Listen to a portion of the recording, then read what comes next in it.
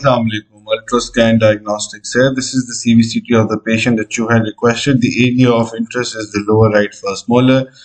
On the sagittal view, you can see that the root canal treatment has been performed. We don't see any major periapical radiolucencies. Moving to the transaxial view, which is basically the proximal view. The proximal view of the distal root, as you can see, the distal root has two canals. We don't see any major periapical radiolucencies. We do, however, see a very slight crack materializing right here. I'm going to zoom in for the doctor so that they can also see right there. So we have a crack-like situation. However, otherwise the root canal treatment has been done fantastically.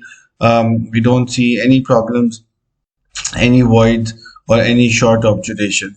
Moving to the lower left, lower left first molar, and this is the mesial root.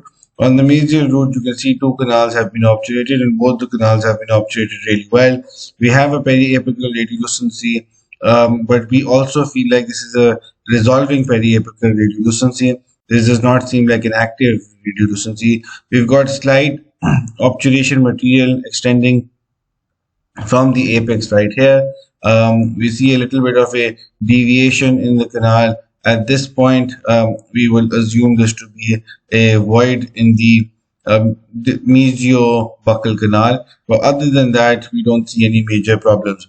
Where this void is, we also see a very slight crack-like situation right here. So this could be clinically relevant if the patient is experiencing symptoms.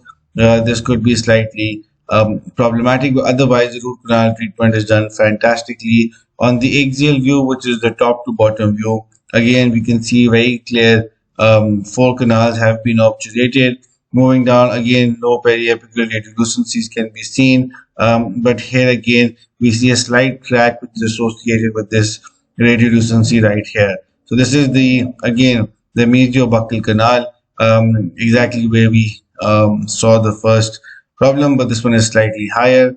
Moving down, so this is where we see the mesial canal and the distal canal, and no J-shaped radiolucency, no interradicular involvement.